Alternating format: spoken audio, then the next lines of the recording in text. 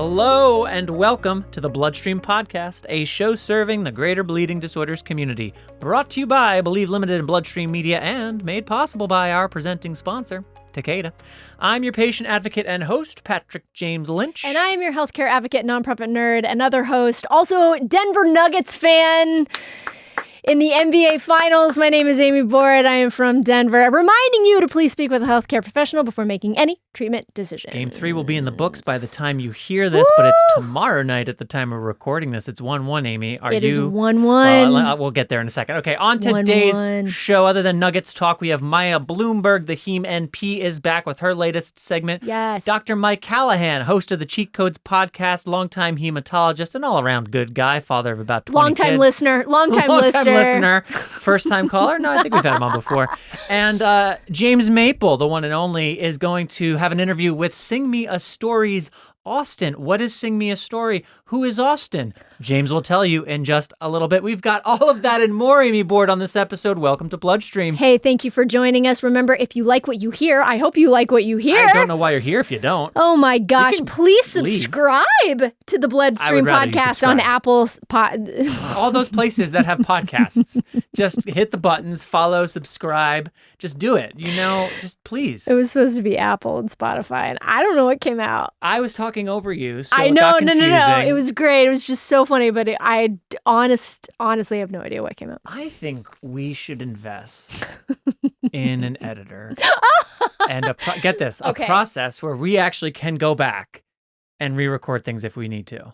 But that last Apple Spotify thing that I just said that came out, it might be the best moment of our show today. And this is why we haven't made those moves quite yet. So another day and another same as always. We've got all the stuff that's been said and more shenanigans on this episode. Welcome to BloodStream.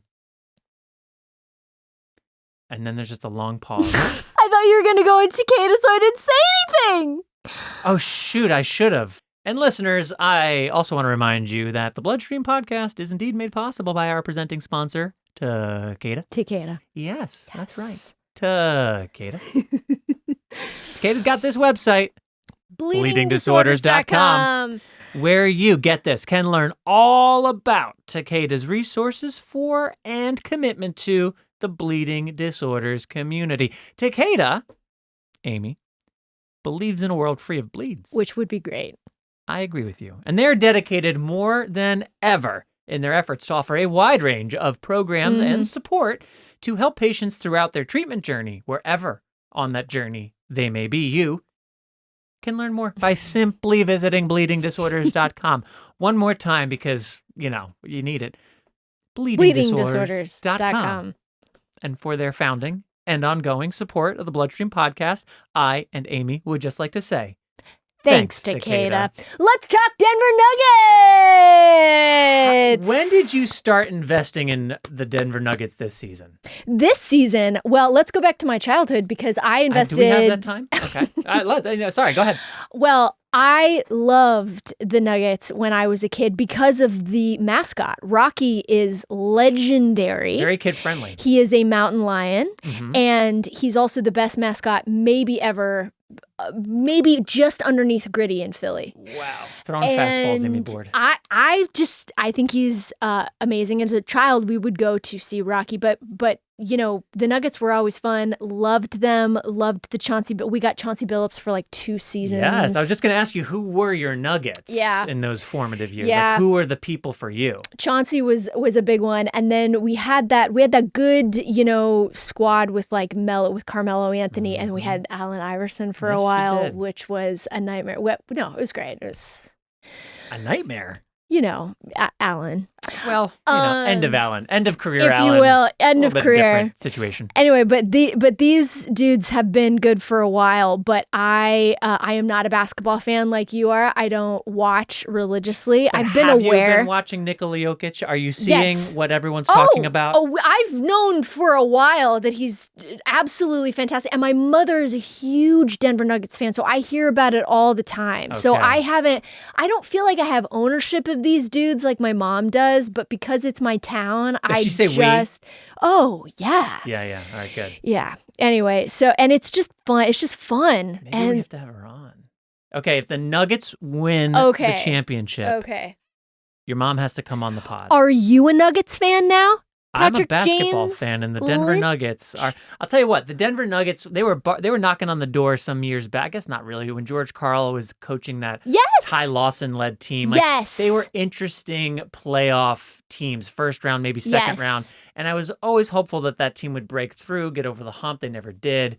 And then I was very excited when this current team got Aaron Gordon from the Magic 3 years ago, had him for 8 games before they lost Jamal Murray for 2 years. I was one of the people watching those 8 games and being like, small sample size, but if this is the squad with Jokic, Murray, Aaron Gordon, Michael Porter Jr., fill in the rest, that's a squad. And that's where they are now. They added KCP, the Lakers NBA champion. So, I've been following what's going on with the Nuggets for a while. I was ready for this. I had Denver in 5. It's 1-1 right now. I like my Denver in 5 pick.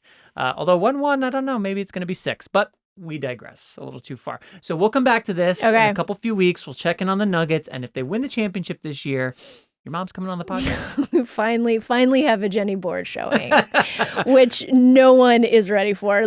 Get ready. Jenny? BloodStream Nation. BloodStream Nation. Lock in. We're going rogue with Amy and Jenny board. Oh, God. How about that? But first, we have some other people to talk to, like Maya Bloomberg, the HemeNP. And here is what we're going to talk to her. Or we're not going to talk to her. You're just going to hear from her in her excellent segment once again, this time focused on sickle cell disease, as June 19th or Juneteenth is also World Sickle Cell Day. So in honor of that, Maya's segment today presents a boatload, as it were, of meaningful information, about as much as you can get in 2.5 minutes, about the state of sickle cell disease right now. So we'll get into that. Here is nurse practitioner Maya Bloomberg, the HemeNP, on all things sickle cell disease in honor of World Sickle Cell Day. Sickle cell is the most common inherited genetic disorder affecting over 100,000 individuals in the United States. It is a life-threatening disorder characterized by sudden, unpredictable, and severe pain episodes, head-to-toe complications, all causing a reduced life expectancy, averaging 30 years shorter than the general population. It predominantly affects people of color, where 1 in 365 African Americans have sickle cell in the United States, but we all know it can affect any race or ethnicity. Structural and systemic racism compounds the challenges already faced by this community of warriors with regards to higher rates of housing and food insecurity, unemployment rates, and difficult access to quality health care. When compared to hemophilia, which affects around 30,000 individuals in the United States, far fewer than sickle cell, we see more funding, treatment options, resources, and greater access to quality care. Now, as a reminder, there is a positive association between funding with quality of life, health outcomes, and survival rates. People with hemophilia have easier access to high-quality care compared to those with sickle cell, and it's because there's over 130 federally funded hemophilia treatment centers across the country. This allows for a multidisciplinary approach to treat a rare condition, which ultimately leads to better health outcomes, reducing healthcare costs, and overall disparities. There's a national shortage of specialized sickle cell providers, especially in low-income and rural communities with lower resources. This leads to higher utilization of the healthcare system with regards to frequent ER visits and hospitalizations. And don't forget, each crisis matters, because it only takes one crisis to be the last one.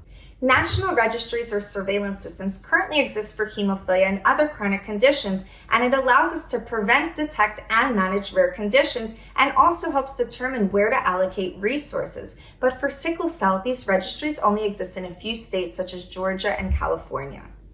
The worst part of sickle cell is the psychological impact of combating both severe pain and the negative judgments and attitudes of providers who have implicit biases interfering with a person receiving appropriate treatment, all of which just worsens and prolongs the suffering. This is an unfortunate reality for much of the sickle cell community, and we need to do better. We need to continue educating and spreading awareness and having the uncomfortable conversations to achieve the greatest change. Please like and share this with others to continue to spread awareness so we can be the change and see the change so desperately needed for this community of warriors. Thank you, Maya. Be the change and see the change. I like that. Be it and see it. So a lot of great nuggets in what was just shared by Maya in a fast and furious segment. Yes. I'm very impressive very impressed with how much she got in there about all things sickle cell. But the thing I wanted to highlight, Amy, was the comment that Maya had made about the correlation between funding, health outcomes, and survival rates. Yeah. So on one hand, like, okay, that's obvious, right? The more funding there is for treatment and care practices, the better health outcomes, the better the survival rates will be. But I don't know that we as patients and advocates in this rare disease space always appreciate just how connected funding and trials and investigations into new therapies, how much that is directly connected ultimately to health outcomes and survival rates. Correct. And I think especially in the sickle cell disease community, it's, worth noting, and it's very much in the conversation. I think for us in the bleeding disorder space, I think we have a lot to learn from our sickle cell disease brothers and sisters and warriors.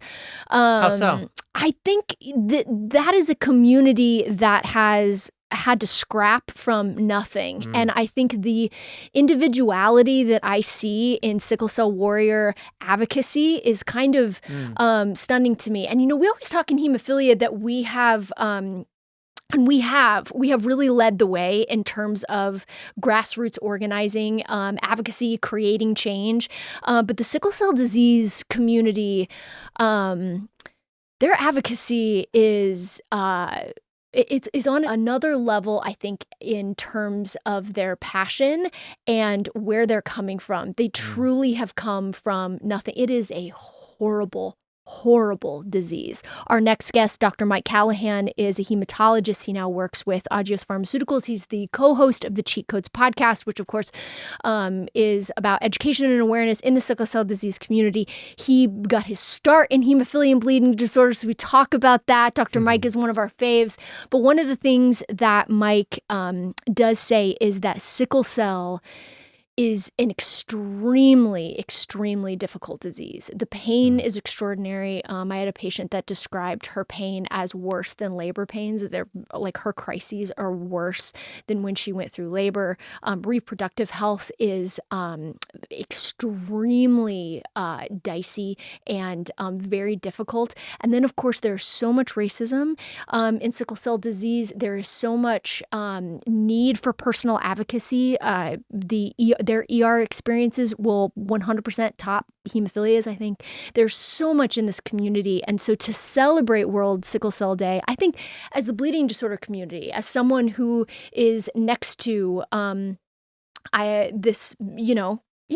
our red blood cells, our blood brothers and sisters and warriors, I think it's important to really amp the awareness of this community. And another thing that Dr. Callaghan talks about in our next segment, which is fantastic, he actually goes into the importance of clinical trials, participating in clinical trials. And this is something that both communities, bleeding disorders, hemophilia, sickle cell disease, really, it's definitely a conversation. There's things that are happening and they won't happen without our participation as patients. I say that for myself included, like they won't happen without us. And it's such a personal decision, but it's very much top of mind right now in our communities. Well said and well set up. So let's now get into the interview with Dr. Mike Callaghan. BloodStream listeners, I am here with Dr. Mike Callaghan, co-host of the Cheat Codes podcast, hematologist, and one of my favorite people on the planet. Hi, Dr. Mike. How you doing? Welcome back on BloodStream. I'm doing great. Thanks, Amy. Thanks for having me back. You bet. We wanted to bring you on because June 19th is also World Sickle Cell Day. It's Juneteenth, of course, but it's also World Sickle Cell Day. And, of course, longtime listeners have heard us speak about sickle cell many times before, but for newer listeners, I think an update might be helpful. It's been a few years since you guys have started Cheat Codes. So tell me, what is the current state of care and management for sickle cell in the U.S.? Yeah, so there's a lot of bright spots, and I think a lot of things that are getting better in sickle cell. Definitely, I think there's more community building and organization. There are more therapies out there. I think there's a big push to get adult centers open, which are sorely needed.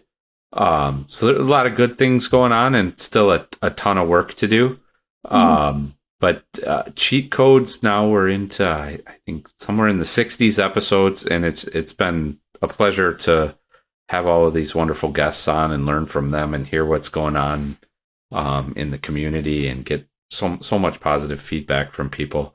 And through that, I've gotten to meet a lot of people in the community and really connect people. And having grown up a little bit in hemophilia, it's interesting to see the parallels and sort of see this network of community organizations come together and advocacy groups and individual patients, and now there's some industry interest as well. So I think it's an exciting time for sickle cell. What are some of the challenges that community is facing? Oh boy, I don't think we have enough time. But it's a lot. Sickle cell is a horrible disease. It's really incredibly impactful on people's lives. Length, quality of life. It's very unpredictable. You don't know when you might be in the hospital in severe pain. It causes damage to every organ system. And we have really still limited treatment options. That's gotten better. We have 3 new treatment options in the last 5 years.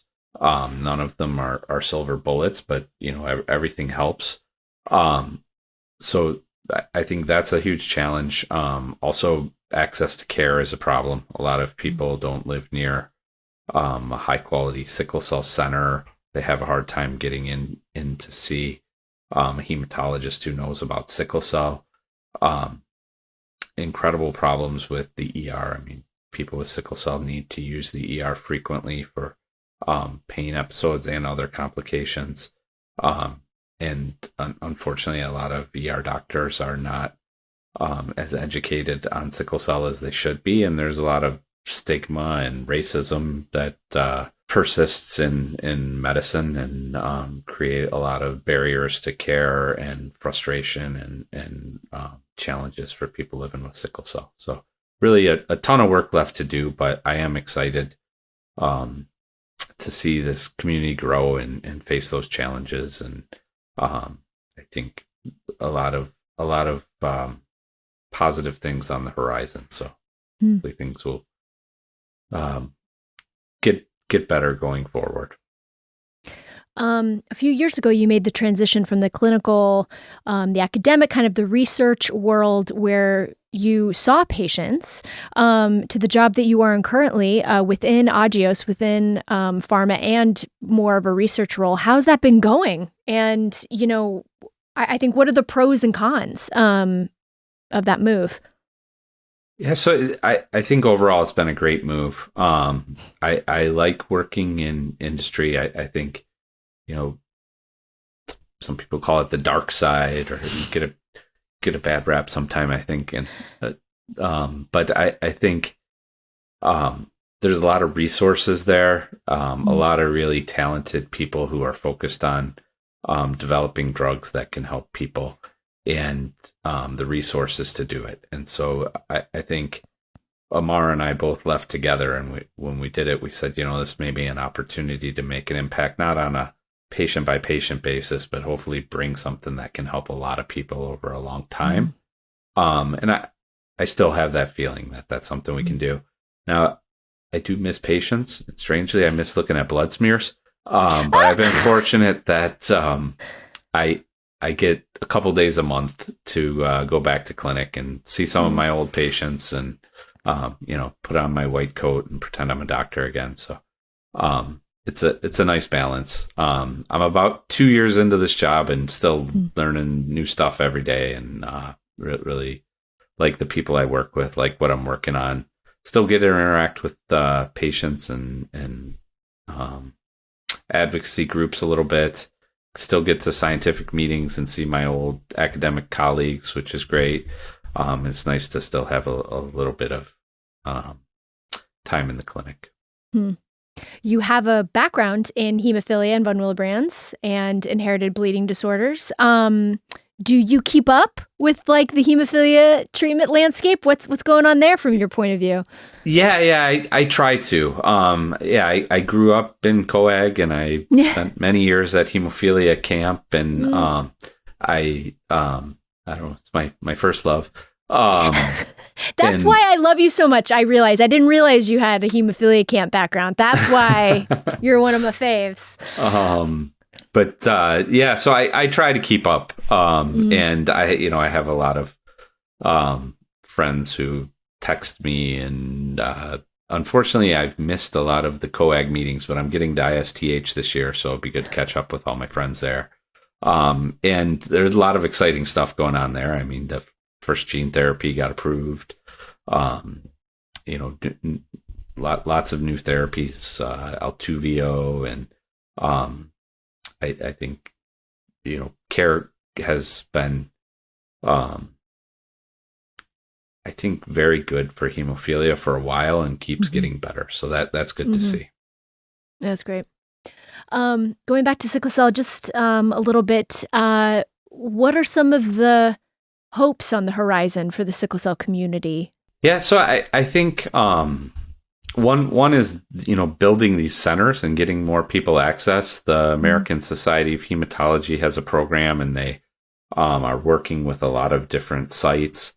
They've also developed this big infrastructure to capture data on sickle cell, so we can make sure the things we're doing are having an effect, and to help facilitate trials, pharma-sponsored trials or NIH kind of trials, to answer some of the questions that we need to help treat people with sickle cell better. Those are exciting things. In terms of the drug pipeline, there's a lot going on.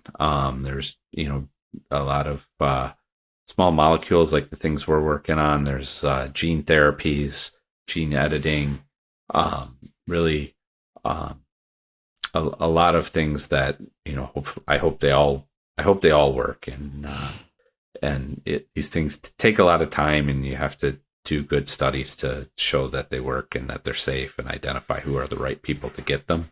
But a lot's being done, and hopefully those things will start to make their way to patients. You mentioned clinical trials. I think you are in a unique position to answer this question because you have, of course, seen patients, but now you're also on the pharma side. From a patient's perspective, why would it be important to participate in a clinical trial? And, what questions should patients start to think about when they're weighing those options, kind of balancing that risk and reward of joining a clinical trial? Yeah, I think that is the big question that people need to ask, and it's individual. So there are some trials where we'll say, there's really not a prospect that you're going to benefit from this. We don't know if this drug works. We're going to start at really low doses, and you might get a dose that doesn't work. You might get a placebo. When this trial's done, you can't stay on the drug because it's not at that stage of development yet. And there, the patient's only motivation may be, well, I'm helping science, and hopefully this provides information that makes better treatments for everybody, and it's altruistic, really. And fortunately, there are brave altruistic patients who go into those studies, and that allows us to get drugs that have been tested into bigger groups of patients and see if they work, and ultimately hopefully get effective treatments out. Later phase studies, a lot of times a lot more information is known about those drugs. So they've gone through these early phase trials. You start to know about side effects that they may have seen in those earlier trials, how well it may have worked in those trials. And I know when I was a doctor taking care of patients and working in the treatment center, I would only open those studies if I thought, this could benefit my patients. Like I think, we don't know 100% if the drug is going to work. That's why we're doing the trial. But if I thought this is something that probably will, and it might help my patients, I would think about opening that study. I think the most important thing is that there's a informed consent process, and some of it seems kind of tedious. You have to go through a large 30, 40 page document sometimes, and that document goes through all of your responsibilities on the trial. When do I need to show up? How much blood are they going to take? Do I need to have procedures? Am I going to have EKGs done? The different things that they're going to need to do for the trial, what the risks of the thing they're studying are, known risks and unknown risks, and why they're doing the trial, what they're trying to figure out. So I think it's important that you go over that with the study team and then talk about it with your doctor, with your family. Really think about if this is something you can do, if you have the time and commitment to do it, which is not easy. I know I have 5 kids and it's baseball season. I would have a hard time making it to all these appointments. But also if it makes sense for you. And there's nothing that doesn't have risk. But I think you need to decide if the risk of being in the trial or the potential side effects of it are worth the potential benefits of being in the trial for you. And your doctor can help with that. They can help explain what some of those side effects mean and how likely you are to get them, and what that might mean for you, and how the drug works and why that might benefit you or not. And so I think it needs to be really a dialogue back and forth, and a lot of thought needs to go into the decision to join a trial. But I think it's a great thing to do. We had in Detroit a group of patients who would participate in trials, and then they would say, "When's the next trial? What can I do next?"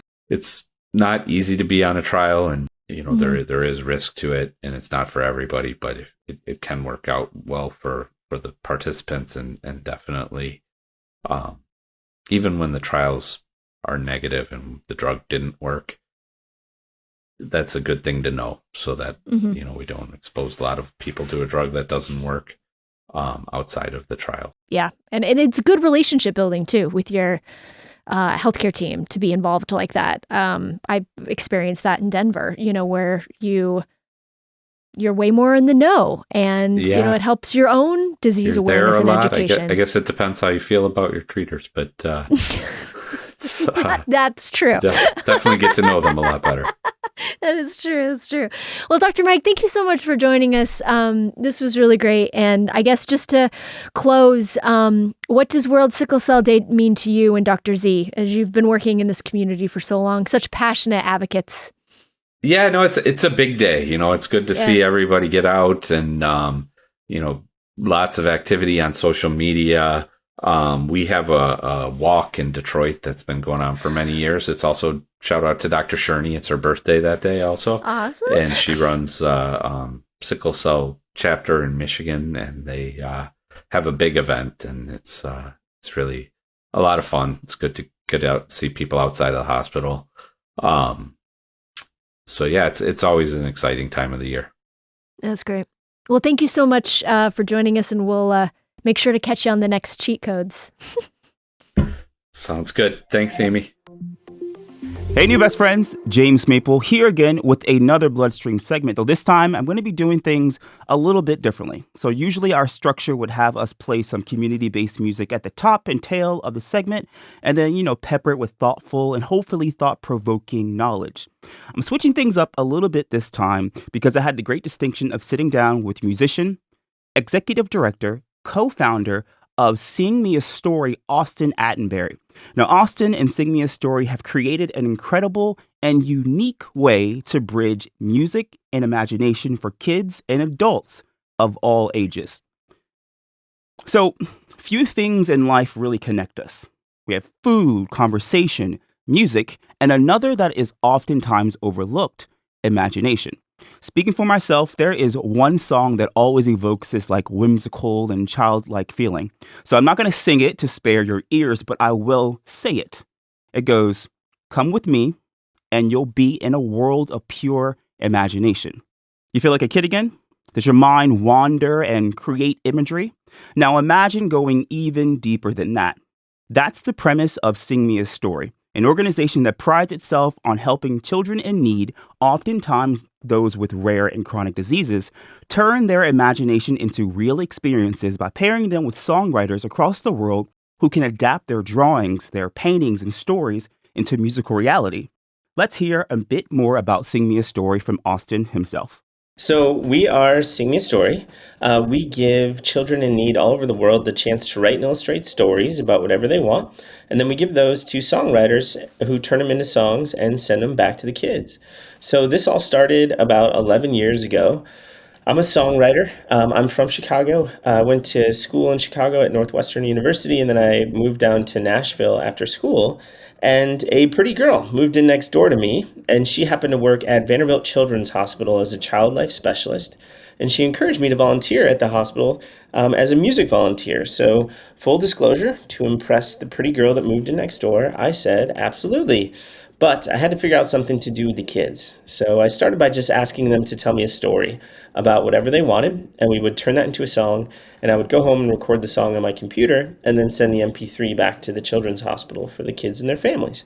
So now, Austin and his team's approach to rare disease advocacy, I thought was really, really cool. And as I mentioned, it's super unique. For those kids who are bedridden or have physical limitations or simply stuck at home for extended periods of time, their mind has to wander. Their imagination becomes their playground. That's the moment they're seen, the moment they're heard and recognized. And Sing Me a Story, through their drawings and stories, become imagination manifested, but with music as the vessel. Obviously, by definition, rare diseases are rare. And awareness and advocacy are such a big component of that for all sorts of reasons, more than just for the sake of awareness and advocacy, but also to direct resources to finding treatments and finding, cures for various things. But awareness is such a big part of what a lot of folks in the rare disease community are striving for. And, we come along and can say, hey, the one thing that every child has, regardless of the circumstance they're in, is their imagination. And we can take these imaginations and try to bring them to some of the biggest microphones we can find to ultimately remind us all that whether you're in the rare disease community or not, we all have, the one thing in common, which is our imaginations, and we can share those and remind us that we all have far more in common than we often attribute to ourselves. So no matter your rare disease condition, or let's say how creative your mind may be, Sing Me a Story and its deep-rooted connections in the music industry and its mission as an organization genuinely can help a lot of families by creating what would normally be fleeting moments and turning them into moments of pure and tangible imagination. A lot of the songs we do are about the big green Pez dispenser that ate all the trees in the neighborhood. And, they're fun, and that's what they're meant to be, But there are certain rare times where we're really creating and memorializing, a moment in time for a family that they will cherish forever. And those are the things that now, as a dad myself, I think about a lot when I think about the why of what it is we're doing. So I'll leave you all with that. Definitely check out Sing Me a Story. We'll put all their links in the show notes below. And as always, be good, be kind, keep listening to music, and I'll catch you all next time. Peace. Thank you, James. Thank you, Austin. And thank you to Maya and Mike Callaghan for rounding out the contributors to today's episode. Of course, this episode would not be possible without our presenting sponsor, Takeda. Thanks, Takeda. Visit bleedingdisorders.com for more. BloodStream podcast, Amy Board. We will be back next on June 23rd. What can the listeners expect to hear on June 23rd? We'll have our next installment of our music segment with James Maple, featuring some original community music and one of my favorite hemophilia dudes. Ooh, teaser. Love that. And we might What? have a special cross promo with another BloodStream Media podcast, which would be very super fun. That would be very super fun. I agree. Suspenseful. Also fun. Suspenseful, fun, also may not happen, in which case, disappointing. Yeah, it could be disappointing. Should have been left If you've made it this far in the show and you're still listening and it doesn't happen, feel free to give us Mailbag crap at bloodstreammedia.com. on social media. We're in all the places. We're in all the places. You can't help but find us. With that, though, that is all for this episode. I'm your host, Patrick James Lynch. And I'm your other host and Denver Nuggets fan, Amy Board. And until next time, when the Denver Nuggets may or may not have hoisted the Larry O'Brien Trophy, we will find out. Take self-care of yourself, and bye, everybody. Bye-bye.